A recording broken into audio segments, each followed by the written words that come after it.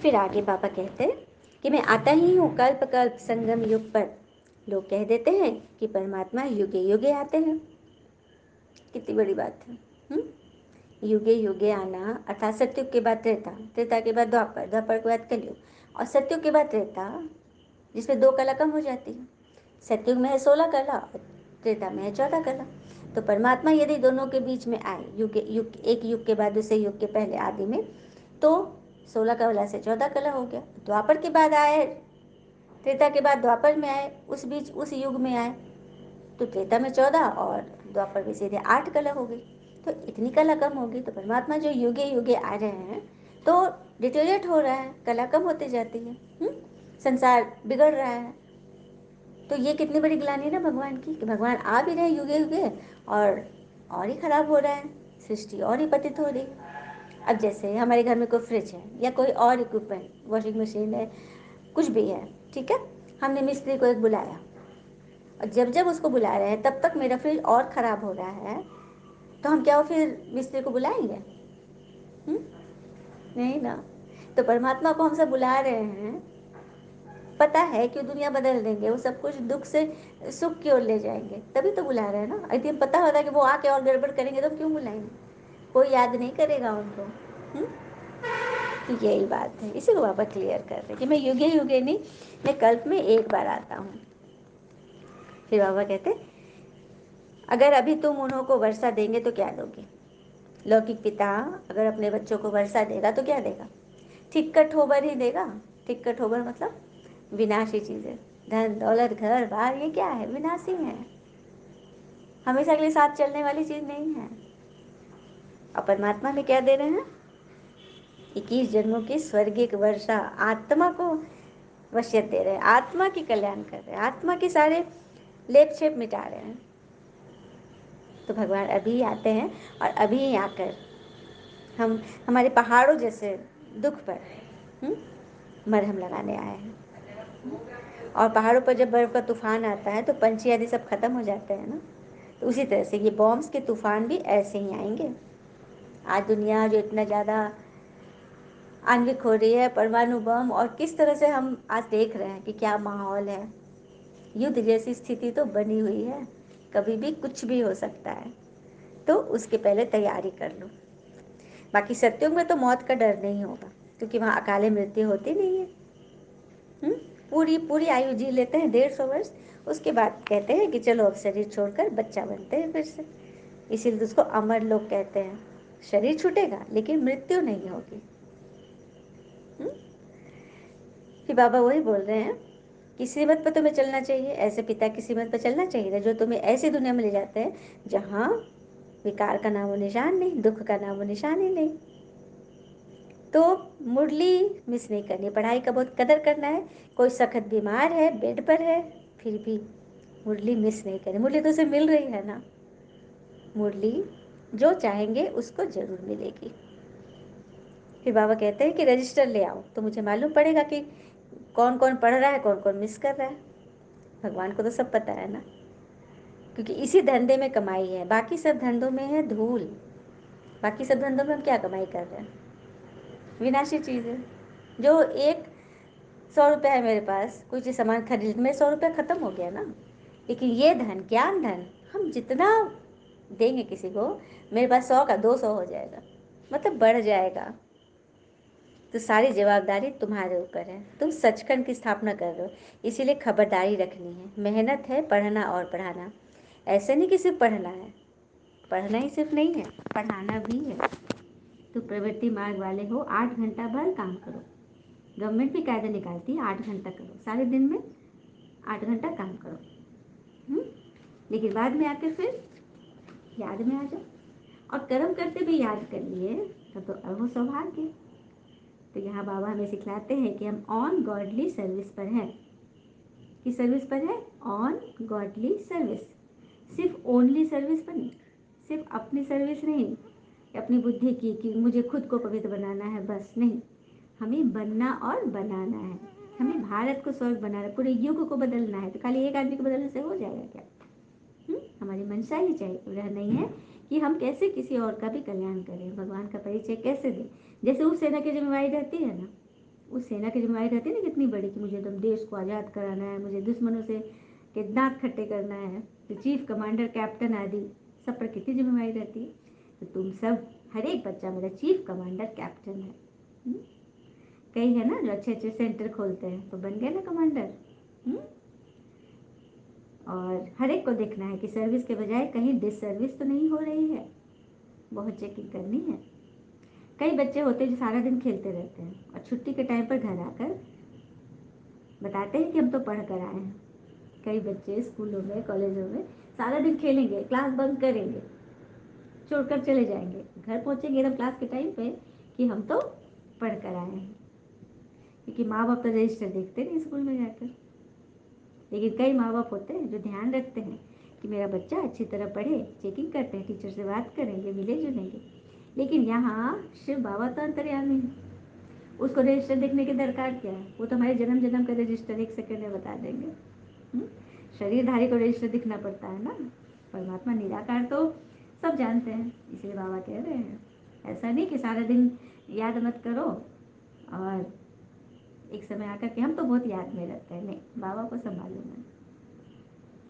बाबा कह रहे, कई बच्चे कहते हैं कि माया बहुत हैरान करती है, बहुत तूफान आते हैं बाबा। तो बाबा कहते हैं तूफान तो आएंगे ही, ये सब तूफान पहले मेरे पास ही आते थे।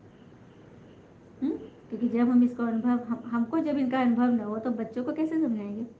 देखो, जब तक तूफान का अनुभव न हो, जब तक पीड़ा का अनुभव न हो, हम कैसे बताएंगे कि इससे कैसे गुजरना है, कैसे इससे पार करना है। इसलिए तूफान तो सबसे पहले सामने वाले निमित्त पर आएगा।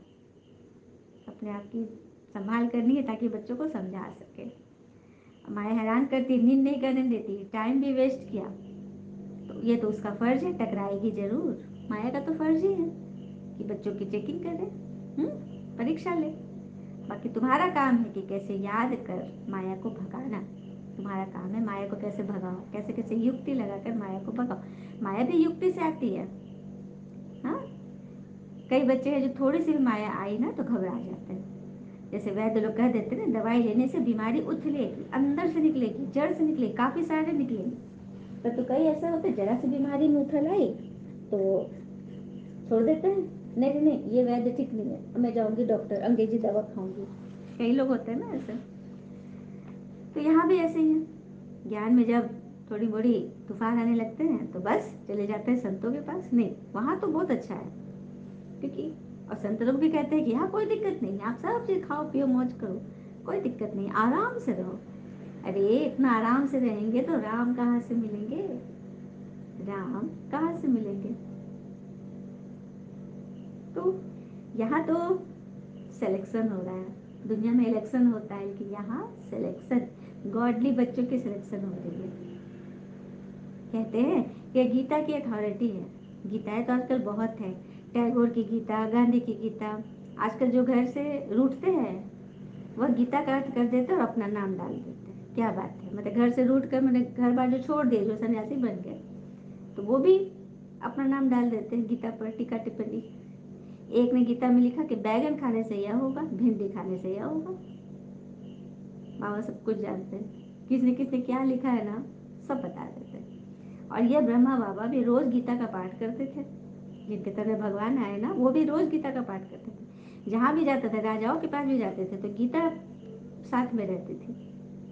मनुष्य समझते हैं भगत ठगत नहीं होते, तो भगवान कहते हैं कि जितना भगत ठगते हैं उतना कोई नहीं ठगता। क्या बात है, भगत बहुत ठगते हैं। दुनिया को तो लगता है कि बहुत पूजा कर रहे हैं, बहुत बहुत बहुत भगत है, बहुत भक्ति भाव है, लेकिन अंदर में तो बाबा जानते कि कितना ठगते हैं, अंदर क्या क्या चल रहा है। बैठे तो है चूल्हा पहन के, वही बात है ना, मुख में राम बगल में गैस। तो बाबा कहते हैं बच्चों को पढ़ाई नहीं छोड़ना है, नहीं तो माया अगर खा लेगी फिर पछताना पड़ेगा। बाबा देखो साफ साफ पहले ही बता देते हैं, अब बच्चे न करे तो बाबा क्या करे। कि बाबा ये बोले, तुम बच्चे जो कल पहले देवता धर्म के थे वह अभी ब्राह्मण बने हो, जो अब देवता बनेंगे वही कल्प कर्म नंबरवार पुरुषार्थ अनुसार देवता बनेंगे, और कोई देवता बन न सके। दूसरे धर्म के लोग तो आ ही नहीं पाएंगे। ये सैपलिंग लग रहा है ना, गवर्नमेंट तो कांटों का सैपलिंग लगाती है, यहाँ पांडव गवर्नमेंट देवता धर्म के सैपलिंग लगा रहे हैं। कांटों का सैपलिंग मतलब हर एक के अंदर कांटा ही तो है। क्वेश्चन का कांटा, दर्द का कांटा, लालच का कांटा, अपने पद प्रतिष्ठा का कांटा, सबके अंदर वही। एक तो है कि चलो किसी को दुख दे रहा है, कांटा चुभा रहा है, और एक है कि खुद उस दुख को ले रहा है। ले भी रहे हैं वो कांटा तो अपने मन को तो चुभा रहे हैं ना, आत्मा को तो दर्द दे रहे हैं ना। तो यही है, कांटों की गवर्नमेंट है यहाँ। सैपलिंग लग रही है, बाबा फूलों की सैपलिंग लगा रहे हैं। अच्छा, मीठे बनकर मीठे बच्चों प्रति भगवान की नमस्ते। हम बच्चों के भी प्यारे बाबा को नमस्ते। धारणा के लिए मुख्य सार, पहले पॉइंट, घर का काम करते हुए समय निकाल रूहानी सेवा जरूर करनी है। अपने को सर्विस बढ़ाने का जिम्मेवार समझना है, डिस सर्विस नहीं करनी है। दूसरी पॉइंट, पढ़ाने वाला स्वयं सुप्रीम टीचर है, इसलिए पढ़ाई का बहुत बहुत कदर करना है। किसी भी हालत में पढ़ाई मिस नहीं करनी। पढ़ाने वाला कौन है? सुप्रीम टीचर, भगवान। तो कितना कदर होना चाहिए ना, वरदान। एकाग्रता के अभ्यास द्वारा मन बुद्धि को अनुभवों की सीट पर सेट करने वाले निर्विघ्न भव। एकाग्रता के अभ्यास द्वारा मन बुद्धि को अनुभवों की सीट पर सेट करने वाले निर्विघ्न बनते। तो कैसे बनेंगे? एकाग्रता की शक्ति सहज ही हमें निर्विघ्न बना देती है। जब मन एकाग्र होता है तो जिस चीज़ में मेरा हम काम कर रहे हैं, हाथ लगाए हैं, उस काम से हमें सफलता मिलेगी। तो झरमुई झगमुई नहीं करना है। झरमुई झगमुई मतलब इधर उधर की बातें, गॉसिप, अतीत की बातें, भविष्य की चिंता, हर एक के अवगुण देखना, ये झरमुई झगमुई है। भगवान हमसे कौन सा सौदा कर रहे हैं? क्या सौदा कर रहे हैं? ज्ञान रत्नों का। और झरमुई झगमुई है कूड़ादान। तो कूड़ा का बिजनेस करना है क्या? कि रत्नों का बिजनेस करना है? रत्नागर बनना है ना, कबाड़ी वाला थोड़ी बनना है जो कूड़ा ढो रहे हैं। तो एकाग्रता से शक्ति मिलती है, जिस काम में भी रहे उसमें मन लगता है 100%। इसके लिए मन और बुद्धि को किसी भी अनुभव की सीट पर सेट कर दो। एकाग्रता की शक्ति स्वतः ही एक बात दूसरा न कोई यह अनुभूति कराती है। इससे सहज ही एक स्थिति बन जाती है। एक पिता दूसरा न कोई, अर्थात एक भगवान की याद, भगवान की श्रीमत, भगवान की टीचिंग्स। उसके अलावा किसी की टीचिंग्स फॉलो नहीं करनी, क्योंकि सभी मनुष्य के हैं और ये है परमात्मा की, और परमात्मा ही आत्मा को पढ़ाते हैं। तो आत्मा पढ़ रही है ना, आत्मा किसी और की पढ़ाई पढ़ ही नहीं सकती। आत्मा सिवाय परमात्मा के किसी की पढ़ाई अंदर लेगी ही नहीं। ज्ञान इंजेक्शन भगवान द्वारा जो मिल रहा है उसी से आत्मा शक्तिशाली बनती है। तो हर एक के प्रति, भाई भाई की दृष्टि, कल्याण के प्रति, किसी के भी कोई कमजोर संस्कार है, कोई आत्मा वो प्रकृति, किसी प्रकार के रॉयल माया अपसेट नहीं कर सकेगी। यदि हमारी दृष्टि वृत्ति कल्याण की हो, शुभावना की हो, एक आपस में हम एक है, ऐसी भावना होगी, तो कोई भी कमजोर संस्कार, कोई भी आपकी प्रॉब्लम जो आपको दिक्कत दे रही है, उस रूप में माया आपको अपसेट नहीं करेगी, क्योंकि आप उस पर जीत हासिल कर ले रहे हो।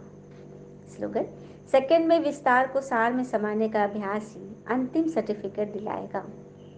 सेकंड में विस्तार को सार। अब विस्तार हो जाता है, किसी बात में मन मूंझ गया, किसी बात में हमने नहीं लगा दी तो मन मूंझा, तो उस नहीं को सही कर लो, न की जगह स लगा दो, सही। तो सेकंड में विस्तार क्या हो जाएगा? जैसे मन बहुत संकल्प चल रहा है, फलाना ऐसा है, कभी नहीं समझता, तुरंत नहीं को सही किए तो बस विस्तार को सार में कर दिए। तो यही यही अभ्यास हमें अंतिम सर्टिफिकेट दिलाएगा, क्योंकि अब सेकंड में बिंदी लगा दिया ना। अभी बाबा जो चली थी मुरली रात्रि क्लास, क्या बोले बाबा? पॉइंट लगाना तो चाहते हैं लेकिन हाथ हिल जाता है, तो क्या बन जाता है? क्वेश्चन मार्क या आश्चर्य वाला मार्क। नहीं, पॉइंट लगाओ एकदम, तुरंत बिंदी खत्म। सही है, सही है, सही पकड़े हैं। अच्छा, ओम शांति। शुक्रिया मीठे बाबा, वो बाबा के प्यारे प्यारे बच्चे। All is well always. Om Shanti.